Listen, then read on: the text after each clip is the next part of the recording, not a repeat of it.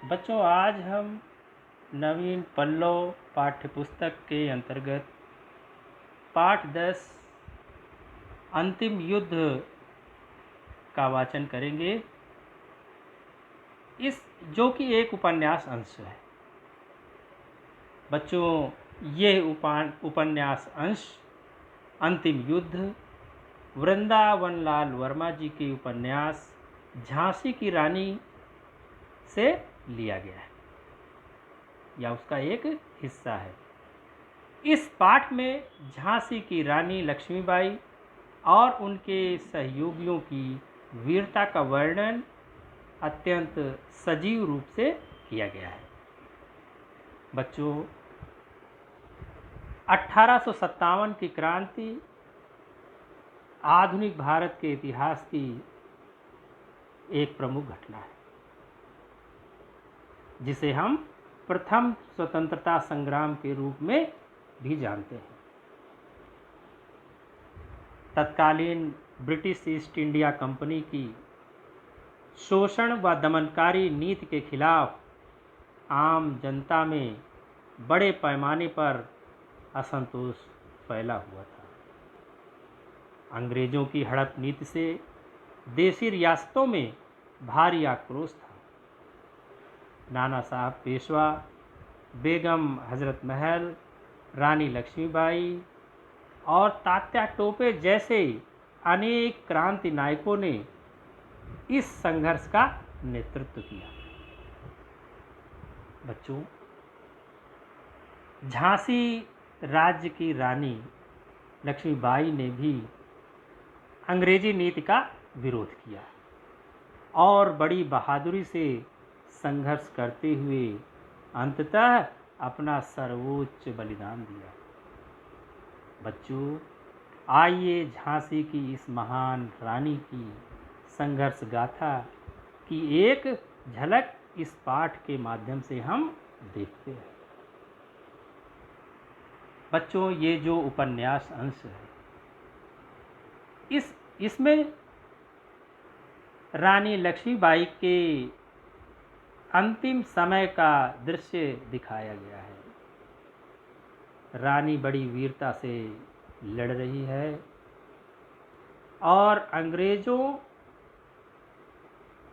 के अंदर रानी ने भय पैदा कर दिया है और वो रानी की वीरता से बहुत ही अचंभित है। आइए इस उपन्यास अंश का पाठ करते हैं और रानी के अंतिम संघर्ष की कथा को समझते हैं। आइए पढ़ते हैं। मुंदरबाई, रघुनाथ सिंह ने कहा, रानी साहिबा का साथ एक क्षण के लिए भी न छूटने पावी। आज अंतिम युद्ध लड़ने जा रही हैं। मुंदरबाई ने पूछा, आप कहाँ रहेंगे? रघुनाथ सिंह ने जवाब दिया, जहाँ उनकी आज्ञा होगी वैसे आप लोगों के समीप ही रहने का प्रयत्न करूंगा। उसी क्षण दूर से दुश्मन के बिगुल की आवाज कानों में पड़ी। बिगुल अर्थात क्या है? जो युद्ध के मैदान में जो बाजे बजते हैं उसकी आवाज जो है सुनाई पड़ने लगी। मुंदरबाई ने रघुनाथ सिंह को मस्तक नवाकर प्रणाम किया। रघुनाथ सिंह ने मुंदरबाई को नमस्कार किया और दोनों शरबत लिए हुए रानी के पास पहुंचे। तो देखिए, मुंदरबाई और रघुनाथ सिंह जो रानी के बहुत ही खास विश्वास पात्र थे, वो इस अंतिम युद्ध के पहले रानी से मिलने के लिए उनके पास पहुंचे। अंग्रेजों का बिगुल साफ सुनाई दे रहा था। अगले क्षण तोप का धमाका हुआ। गोला सन्ना कर ऊपर से निकल गया। रानी ने शरबत पीकर रामचंद्र देशमुख को आदेश दिया, दामोदर को आज तुम पीठ पर बांधो। यदि मैं मारी जाऊं तो इसको किसी प्रकार दक्षिण सुरक्षित पहुंचा देना। तुम्हें आज मेरे प्राणों से बढ़कर अपनी रक्षा की चिंता करनी होगी। दूसरी बात यह है कि मारे जाने पर मेरी काया को ये विधर्मी छू न पाए। बस घोड़ा लाओ। युद्ध, अंतिम युद्ध प्रारंभ हो गया था। रानी ने रामचंद्र देशमुख को आदेश दिया कि जो उनका दत्तक पुत्र था दामोदर रानी का, उसको कहा कि आज तुम अपनी पीठ पर बांधो और इसको सुरक्षित तुमको यहाँ से बाहर ले जाना है। और दूसरी बात उन्होंने कही कि यदि मेरी इस संघर्ष में मेरी मृत्यु होती है तो उस शरीर को बचाने का, इन धर्मी अंग्रेजों से बचाने का तुम प्रयास करना। मुंदरबाई घोड़ा ले आई। उसकी आंखें छलछला रही थी। पूर्व दिशा में अरुणिमा फैल गई। अब की बार कई तोपों का धमाका हुआ। रानी मुस्कुराई। जूही के सिर पर हाथ फेरकर उन्होंने उल्लास भरे स्वर में कहा, ये तात्या की तोपों का जवाब है। जा जूही, अपने तोप खाने पर छका दे इन बैरियों को आज। जब रानी घोड़े पर सवार होकर के आगे बढ़ी तो कई तोपों का धमाका हुआ। रानी ने पास जाकर के देखा, जो उनके तोप खाने को संभाल रही थी जूही, उसके अंदर उन्होंने उल्लास भरते हुए कहा कि जा जूही, आज छका दे इन बैरियों को आज। जूही ने प्रणाम किया। जाते हुए कह गई, इस जीवन का यथोचित अभिनय आपको न दिखला पाई, खैर परमेश्वर ने चाहा तो। इतने में सूर्योदय हुआ। सूर्य की किरणों ने रानी के सुंदर मुख को प्रदीप्त किया। सूर्योदय हो गया था। युद्ध प्रारंभ हो गया था। सूर्य की किरणों से रानी का चेहरा और ज्यादा चमक रहा था, क्योंकि उसके अंदर जोश था युद्ध लड़ने का और अपने राज्य को बचाने का। उसके अंदर उत्साह था। उनके नेत्रों की ज्योति चमक उठी। लाल वर्दी के ऊपर हीरे मोतियों का कंठा दमक उठा और चमक पड़ी म्यान से निकली हुई तलवार। रानी ने घोड़े को एड़ लगाई। घोड़ा पहले जरा हिचका, फिर तेज हो गया। उत्तर और पश्चिम की दिशाओं में तात्या टोपे और राव साहब के मोर्चे थे तथा दक्षिण में बांदा के नवाब का। इसलिए रानी ने पूर्व की ओर झपट लगाई।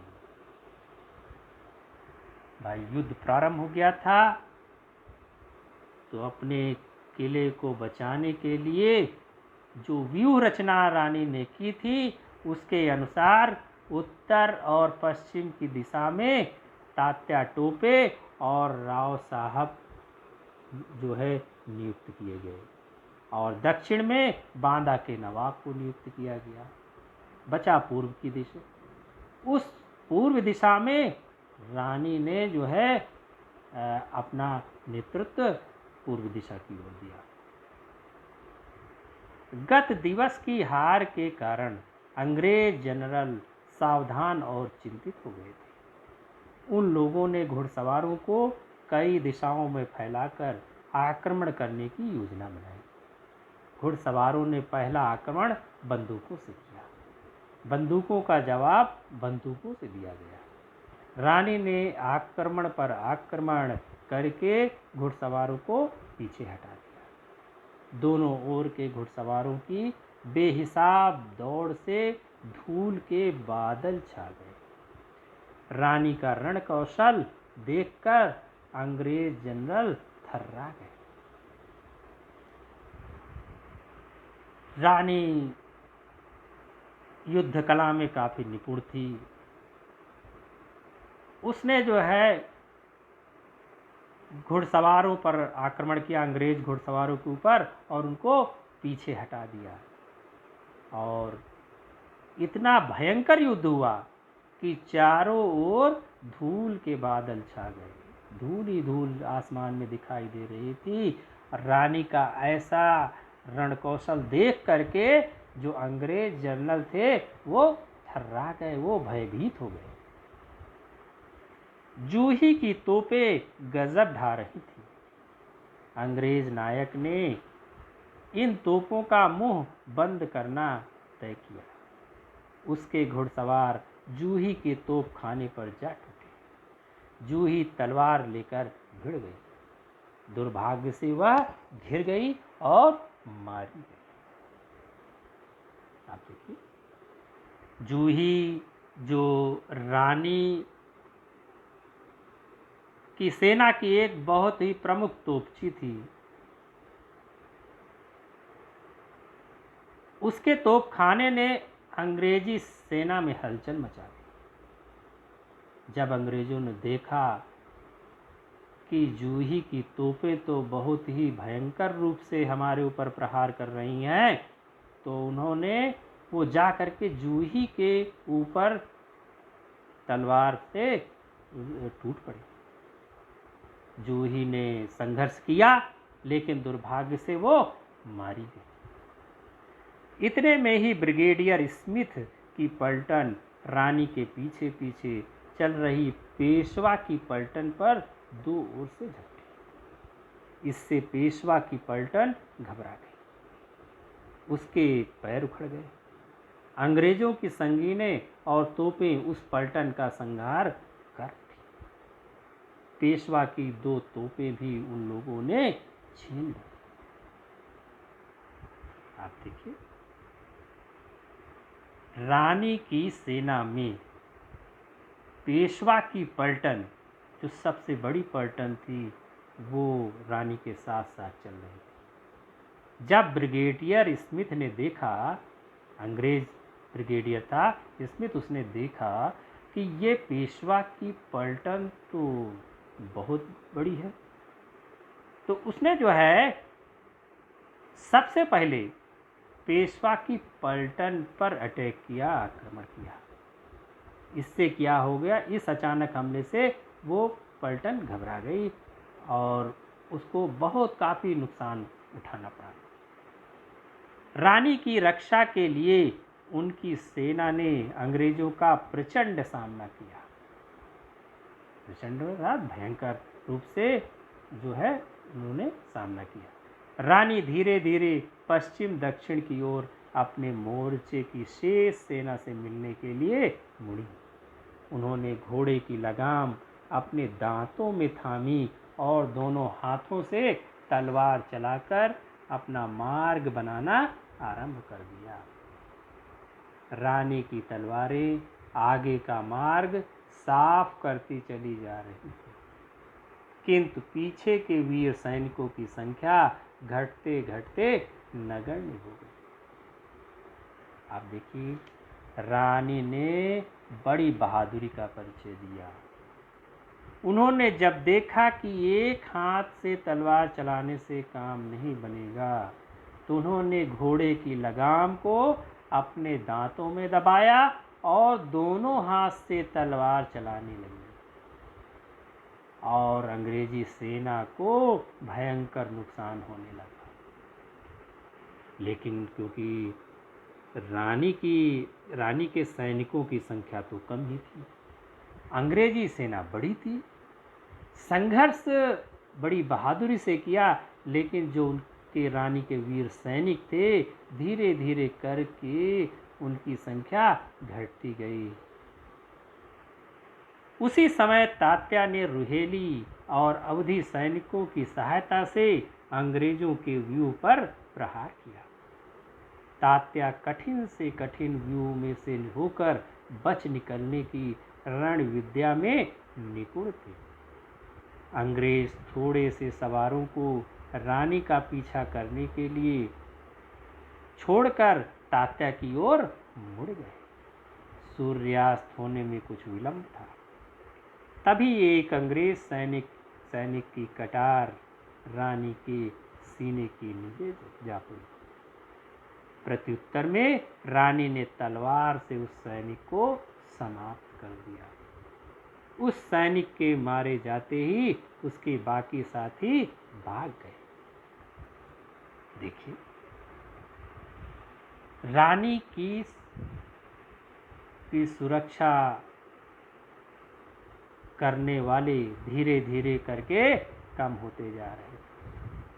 अंग्रेजों ने जब ये देखा कि तात्या जो है हमारे लिए ज़्यादा घातक हो सकता है, तो एक बड़ी सेना तात्या टोपे के पीछे उन्होंने लगा दी और कुछ सैनिकों को रानी का पीछा करने के लिए लगा।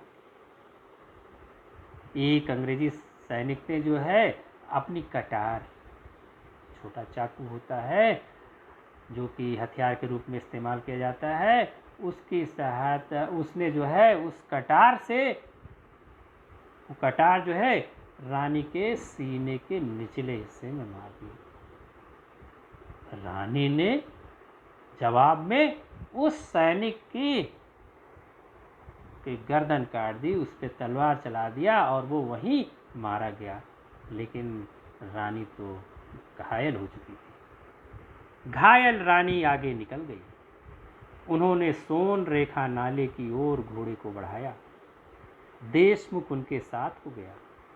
अंग्रेज घुड़सवार गिनती में 4-5 ही रह गए थे। गुल मोहम्मद उन्हें झांसा देकर स्वयं रानी के साथ हो गया। रानी तेजी के साथ नाले पर आई। तब तक कुछ और अंग्रेज घुड़सवार आ धमके। एक गोरे ने पिस्तौल निकाली और रानी पर दाग दी। गोली उनकी बाईं जांघ में जा लगी। रानी ने बाएं हाथ की तलवार फेंककर घोड़े की लगाम पकड़ी और दाएं हाथ के वार से उस गोरे का काम तमाम कर दिया। काम तमाम कर दिया अर्थात उसको मार डाला, उसको समाप्त कर दिया। देखिए बच्चों, रानी घायल हो चुकी थी और रास्ते में एक नाला पड़ता था सोन रेखा नाम से, उसको पार करना था। देशमुख साथ में थे, गुल मोहम्मद भी उनके साथ आ गए थे।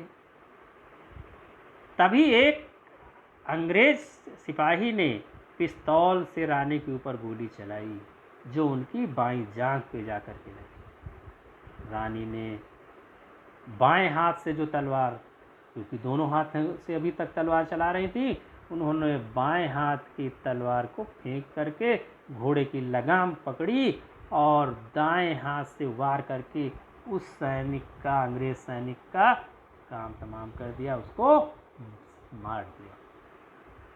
रानी ने आगे बढ़ने के लिए घोड़े को एड़ लगाई। घोड़ा बहुत प्रयत्न करने पर भी अड़ा रहा। वह 2 पैरों से खड़ा हो गया। रानी को पीछे खिसकना पड़ा। जांघ में बहुत पीड़ा हो रही थी। पेट और जांघ के घाव से खून के फव्वारे छूट रहे थे। इस बीच एक अन्य अंग्रेज सैनिक आगे बढ़ा और उसने रानी के सिर पर तलवार का वार किया। इससे रानी बुरी तरह घायल हो गई। इस पर भी उन्होंने उस घातक पर तलवार चलाई और उसका कंधा काट दिया। बताइए, इतनी गंभीर अवस्था में होते हुए भी रानी ने अपना साहस नहीं छोड़ा। उन्होंने, एक अंग्रेज सैनिक आया, उसने जो है उनके सिर पर तलवार चलाया और वो बहुत बुरी तरीके से घायल हो गई, लेकिन उन्होंने अपनी तलवार से उसके कंधे को काट दिया। अब तक वहाँ 3 अंग्रेज घुड़सवार बचे थे। उन पर गुल मोहम्मद बिजली की तरह टूट पड़ा। वे तीनों मैदान छोड़कर भाग गए। वहाँ अब कोई शत्रु न बचा था। जब गुल मोहम्मद मुड़ा तो उसने देखा कि रामचंद्र देशमुख घोड़े से गिरती हुई रानी को साधे हुए हैं। रघुनाथ सिंह ने देशमुख से कहा, एक क्षण का विलंब नहीं करना चाहिए। अपने घोड़े पर इनको सावधानी पूर्वक रखो और बाबा गंगादास की कुटी पर ले चलो। सूर्यास्त होना ही चाहिए। देखिए, शाम ढल चुकी थी, सूर्यास्त होने वाला था और इधर उस वीर रानी के जीवन का भी सूर्यास्त निकट आ गया था। देशमुख का गला रुंध गया। बालक दामोदर राव अपनी मां के लिए रो रहा था। देशमुख ने पुचकार कर कहा, इनकी दवा करेंगे, अच्छी हो जाएंगी, आप रोइए मत। रामचंद्र देशमुख ने रघुनाथ सिंह की सहायता से रानी को संभालकर अपने घोड़े पर रखा। रघुनाथ सिंह ने देखा कि गुल मोहम्मद रो रहे हैं। उन्होंने समझाया, कुंवर साहब, इस प्रकार भावुक होने से काम और बिगड़ेगा। अंग्रेज अब भी मारते काटते दौड़ धूप कर रहे हैं। यदि आ जाएं तो रानी साहिबा की देह का क्या होगा। गुल मोहम्मद चौंक पड़ा। साफे के छोर से आंसू पोंछे उसने आगे बढ़ने का इशारा किया। वे सब द्रुत गति से बाबा गंगादास की कुटी पर पहुंचे। इसी कुटी पर रानी ने अंतिम सांस ली। तो बच्चों, वीर रानी ने इस प्रकार अपने जीवन का बलिदान दिया, लेकिन वो अंग्रेजों की हड़प नीति के आगे नहीं झुकी। तो बच्चों, देशभक्त जो होते हैं वो अपने प्राणों की आहुति देकर भी देश की रक्षा करते हैं।